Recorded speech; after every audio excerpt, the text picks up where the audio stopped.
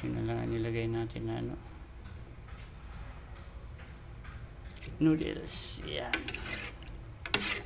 tayo lang natin yung kumulo. Ayan, kumukulo na.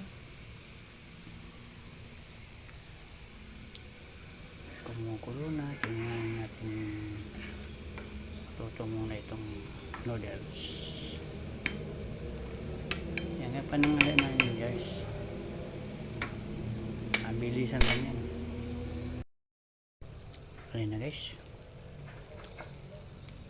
luto na, pwede na yung kainin yan.